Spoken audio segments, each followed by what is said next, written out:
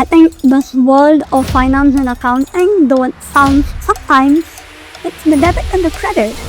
How exciting can it get? Merchandising and logistics, the business operations altogether, they have goals and objectives. Accounting, we don't want to be viewed as a roadblock.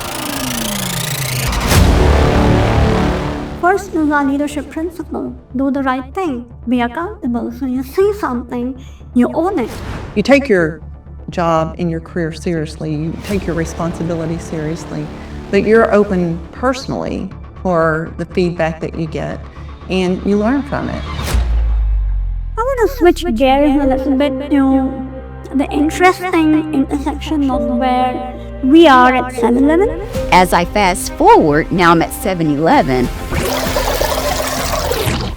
I see more and more women in the workspace. It's the lifeline of our business. I think for us, the clock never stops.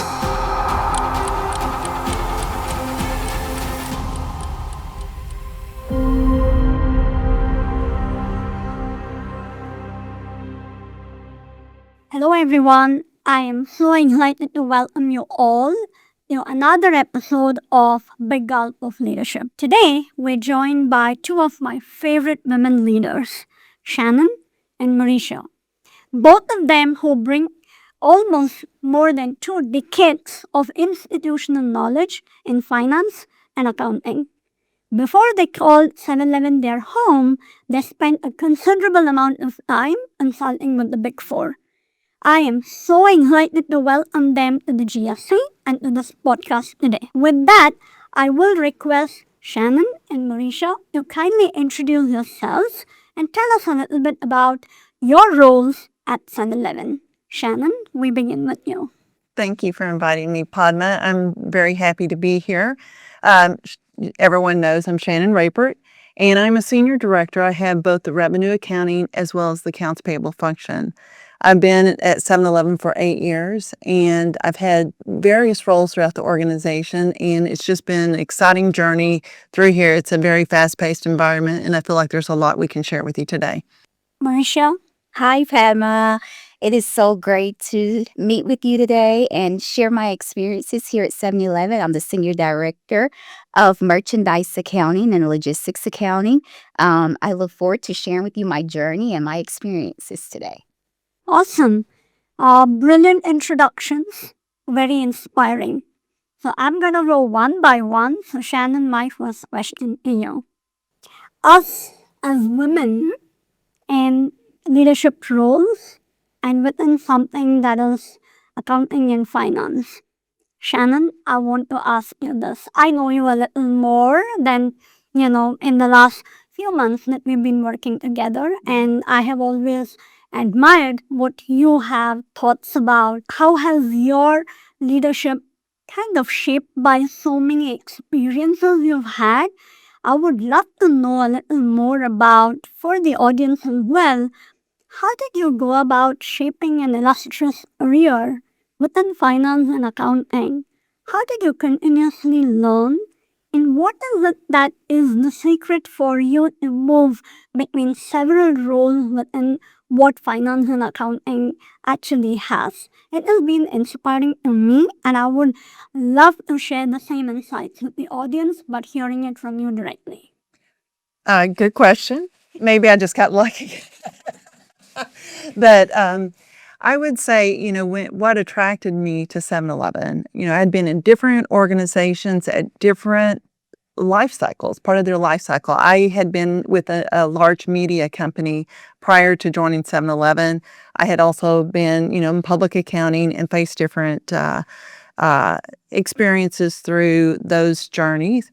But, what really attracted me to 7-Eleven was I felt like it was it suited the nature of my personality, to be honest with you.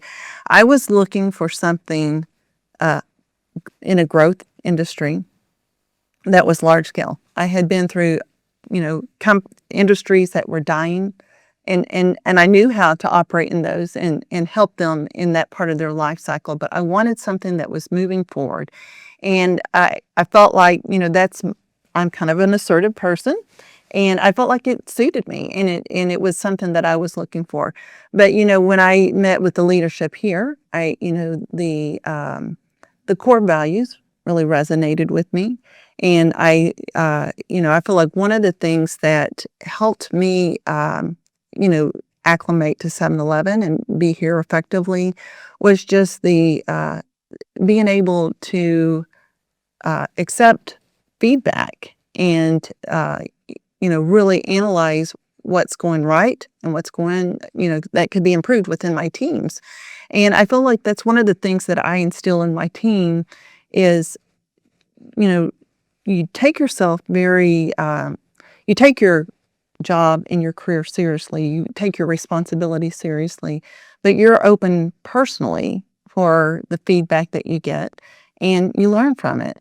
And so, we get all kinds of, it's fast paced. We have a lot of opportunities to improve things. And it's just that willingness to learn from what we have given to us and to seek more. And it's been an exciting career. I mean, we work with many different teams, and I was talking to one of my team members earlier this week, and I said, we're here to help this organization grow. I think I had a lot of takeaways in just what you summarized, right? If I were to just tell you what I have been inspired by what you just said, first is our leadership principle: do the right thing, be accountable. So you see something, you own it, you are accountable to it. And as accountants, you're always taught that, right? Do the right thing, be accountable, have that courage. Thank you for sharing that. Pretty inspiring as always. Marisha, switching gears, as a woman leader with an women's retail and having a role that has accounting, the technicalities of what we do as a business, the functional excellence that we need to bring, how have you seen yourself growing? How do you keep the curiosity up? And what is that one thing that you would like to share with us? Great question. I can remember when I started my career at Deloitte, um, I was often the only one in the room. It was male dominated.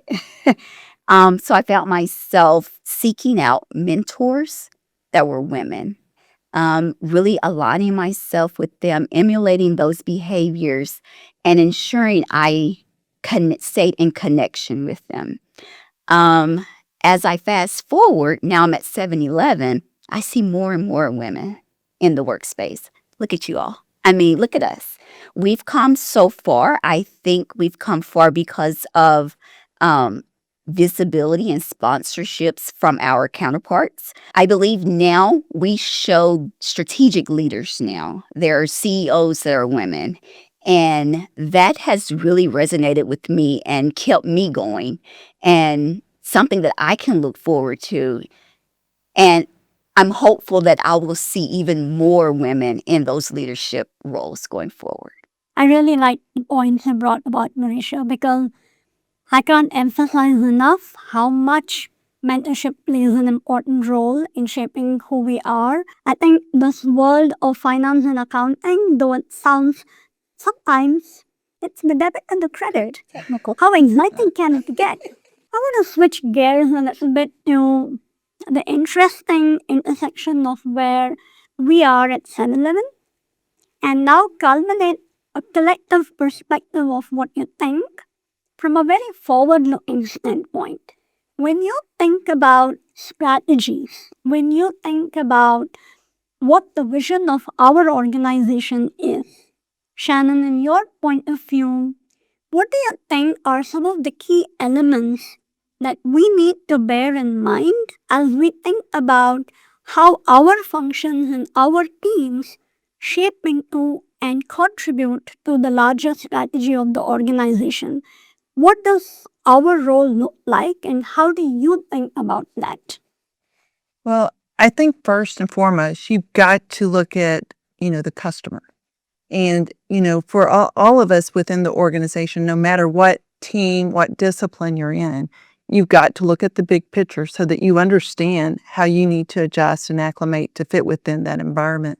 If we're in high growth times, maybe our objectives and initiatives are different than if we're in a pullback time.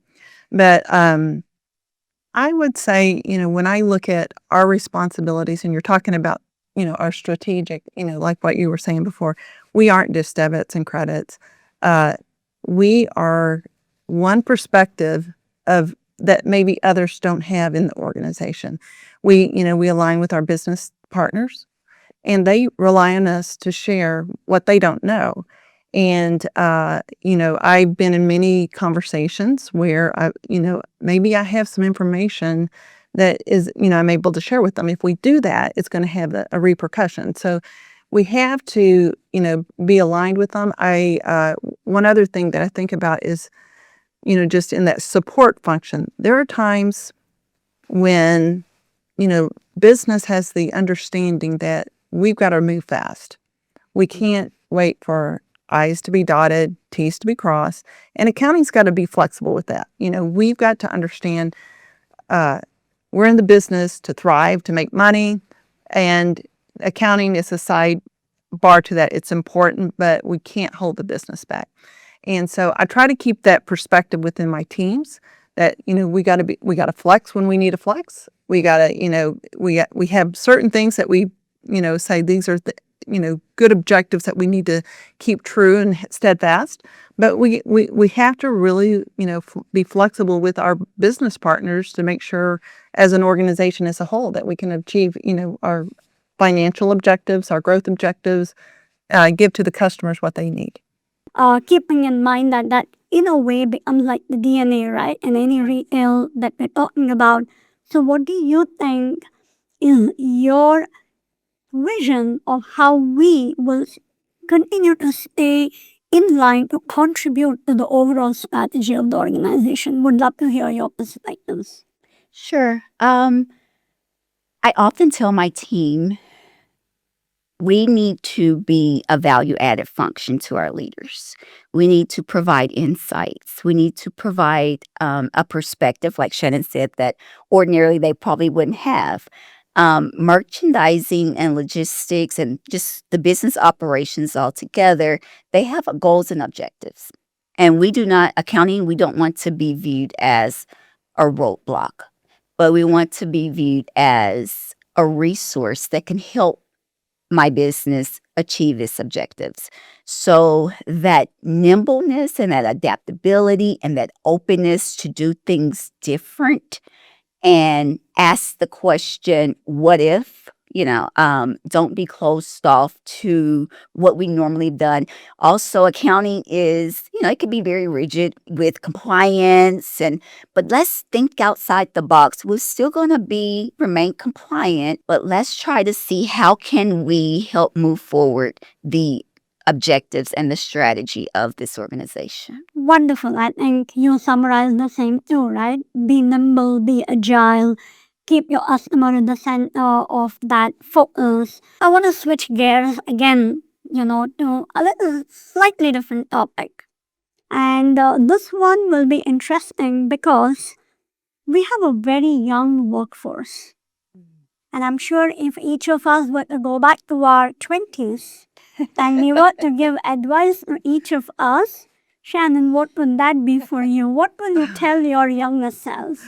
Oh my goodness. Well, one, I would love to be 20 again. And I think, if I was to go back at that time, I think I was a little bit too obsessed about work and not giving my personal self a break during that time frame. And so I would say, just looking at where I was, I would say, there's a balance, and that balance needs to be struck. And I was always very, very business oriented, and that's fine. But I think there's a balance with everyone's personal life, and that comes to the table. I remember one time, someone came to me and said, when you work all the time, your team feels compelled to work all the time.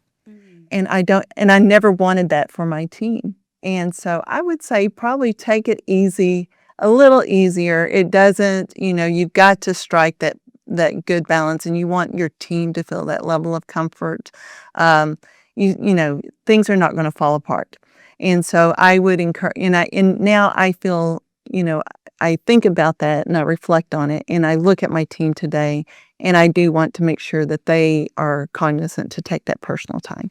So that would probably be the thing that I would say.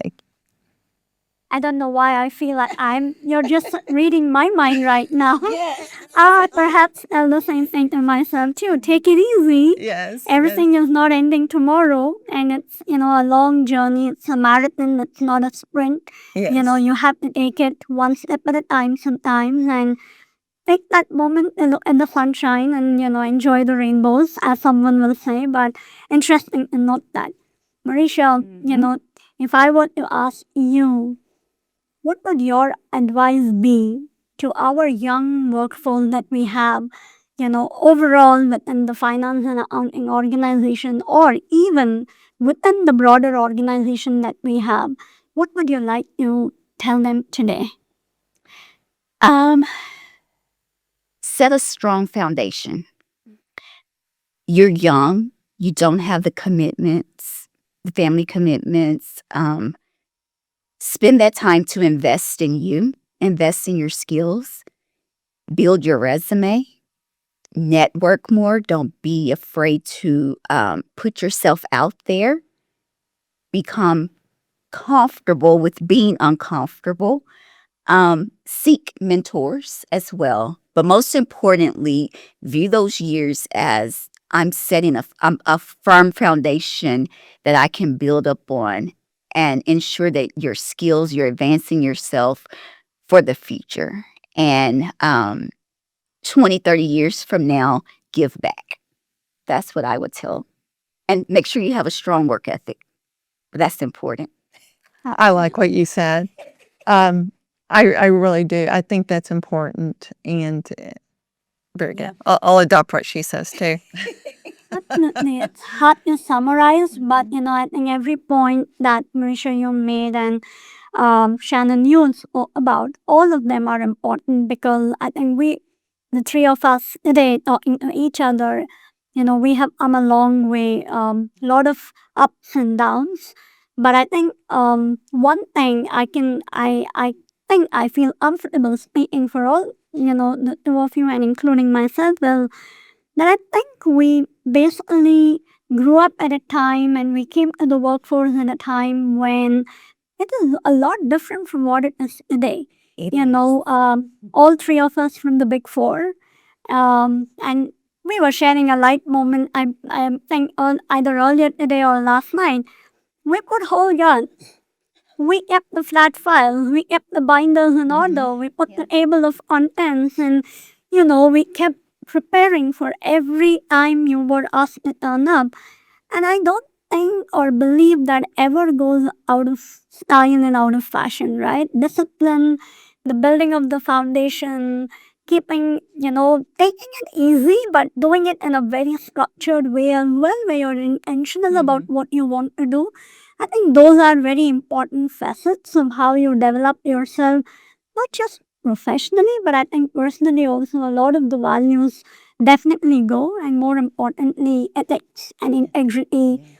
I can't emphasize enough. I think as accountants, we are taught that ethics and integrity all the time, and it just extends as a part of you in everything that you do. Absolutely. It's been a very interesting conversation. Very, very, a lot of things that we're reliving and we're moving forward. I want to go a little forward now. The three of us are in the world of AI, and it is touching every single part of the areas of business. I would love to hear your perspectives and your thoughts about how in our functions do you feel and do you think we can bring efficiencies, and how do you see AI actually becoming an enabler for us? How does it empower us? When I look at what we do today, I always think there's so much more we could do that we're not doing simply because we just simply don't have the resources to do it. And when I think about AI, I think it's just not doing a multi-step process, but it goes into analysis.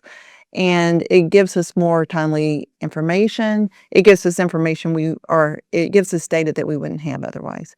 So I think we're at a good cross point, a good intersection of where we've got to make those investments in AI. It's here. We have to adopt it. And, the organization's looking for efficiency. So it does bring, to say that you've got many manual processes today, there's no reason that we can't let that go and take, a step back and look at things more strategically, put our resources to where it's more value add. So I am 100%, I'm raising my hand. I'm 100% ready for AI and I'm ready to go with it. Awesome. Marisha, your thoughts? Yes. I think we have to embrace AI and remove the fear from it. For so long, we do have these manual processes, and oftentimes we can feel like we're losing control. But I view it as a way of operating differently, performing my jobs differently. If I if I can automate this task, then I can perform more value added work. I can be a contributing figure to the organization. So I'm embracing AI. It's new for me. I'm still getting, accustomed to it and all of its capabilities. And I very much view it as a tool that I would love for accounting professionals to evaluate how we can use it more in our line of work. Absolutely. I don't think we can insulate ourselves and live in a bubble where we say we don't want to think about AI. I think it becomes a part of our day to day. We all kept thinking about efficiencies in accounting and finance. Bookkeeping has evolved, from the manual ledgers that I used to see my grandfather keep to the way we do with our ERPs today, and now AI is becoming one of I think it's like the force of nature, right? It's just coming right at you. It's there. It is a tool. It is a great resource. Embrace it, adopt it. Look at what all you can achieve. What more can you do? And what else can you do with it? Yes. Shannon, I think you want to add something. Yes, if you look back in time, there's always been some new technology and there's always been some fear of it. And you look at what people used to do in their work life, and it was so nominal compared to what we do today in our work life. Tomorrow, we're going to be doing so much more. And that's going to be only as a result of adoption. And so if it's not AI, it's going to be something else. And so, the output per person is going to increase. It's not the fear that the people will go away. We keep putting more and more on ourselves. We're not going to slow down our request. We're not going to slow down our interest in seeking more data. So it's just going to give us that ability to get more done with less. And I think as an organization, that gives you an edge. Yes. You are absolutely, you are able to make faster decisions, smarter decisions. You're going back to what we were talking earlier. It goes back to optimizing your operations. You're doing it more efficiently. You're growing the business. You're outnumbering your revenue expectations, which is our dream come true for me as Exactly. accounting and finance leaders. And we want to be there. Like, we want to have the North Star of profitability. We want to absolutely, increase our uptake in sales. We want to think about customer experience. Every process that we keep improving Yes. goes back to funneling the purpose of making not only our team's lives better, but actually absolutely enabling customer delight at every single point. Yes. And I think the more one of the things that I've enjoyed, working with 7-Eleven is just some of the people I worked with here. Um, when you adopt something, it creates ideas within the rest of the organization. We spur off of each other. And, when you're in an organization that's doing that, you have this momentum, you have this synergy. And, to see us all jump in and show how we're using, uh, AI or any other application, uh, it only enhances all of us. And, you bring more value to the table.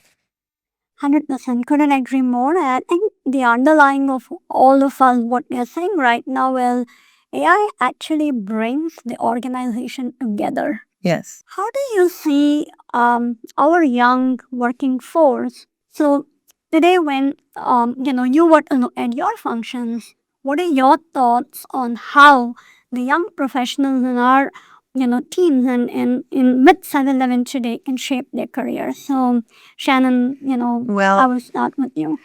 I think it's great because I think the younger you are, probably the more adaptable and the more accepting you are. I think it's going to be the older generation that learns from the younger. So I'm excited for them.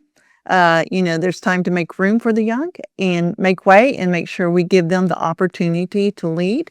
And so I think it's going to be all in their court. And I think, they're probably much more adaptable than others. They have different perspective, they grew up in a different generation, and they're going to lead us to the next step. So we'll be in the promised land before you know it. Very true.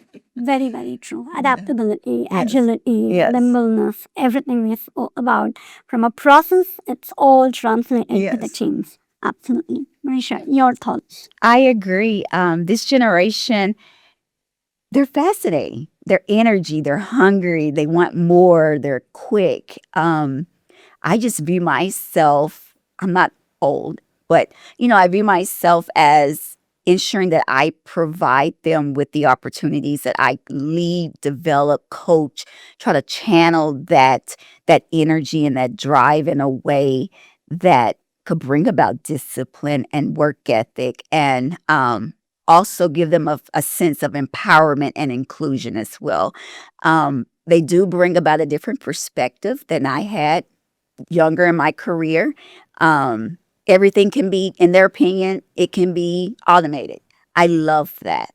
Now let's work on, okay, what are you going to automate? What's the process? What's the end game? So just teaching them and coaching them on how to channel that energy, I feel like is something that I enjoy doing. Awesome. Okay, I think we should mix things a little Mix bit it up. now. I think we talked a lot about, so much about strategy, transformation, AI, advice to our younger selves, advice, to our young workforce. I will be very curious to know something about what inspires you. So Shannon, if I were to just take a leaf of everything that you go through in a day, in the week, especially our month end, year end, when we are like, okay, let's close the book, let's get it going.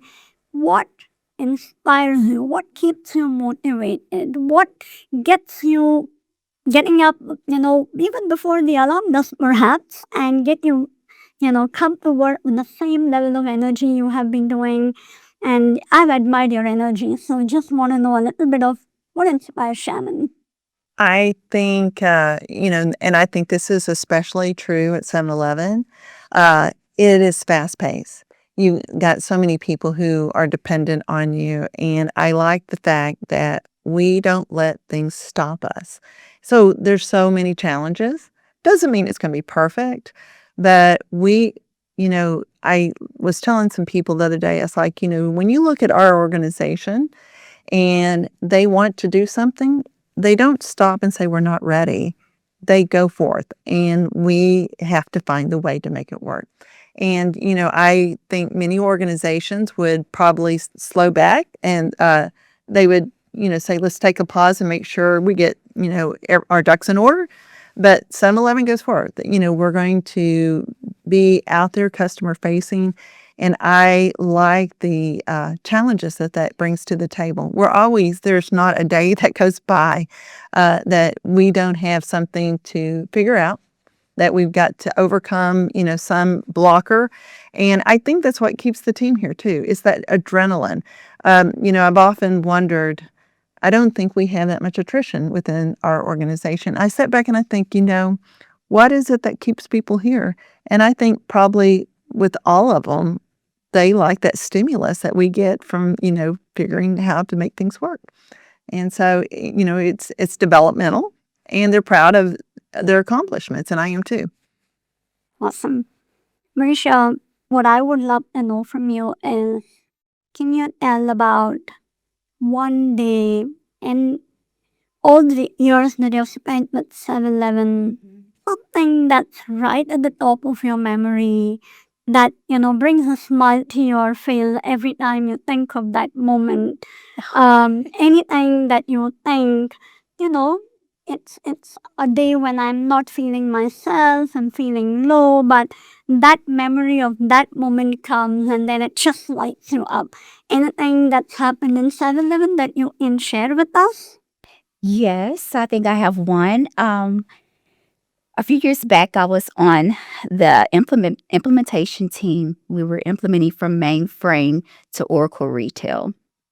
That project was going on for 5 years, and you're getting project fatigue. We were at the very end, and it seemed like everything that could go wrong was going wrong.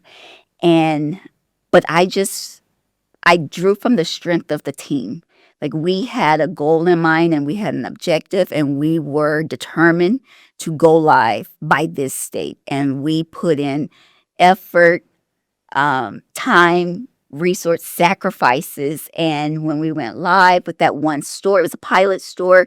I mean, it was celebration for us because we really worked so hard over many years to achieve something that we didn't know we were going to get to, because the project was just extending. And to finally get there and to modernize our accounting systems, that's a day that I will look back on that will always make me smile. Fantastic. Fantastic.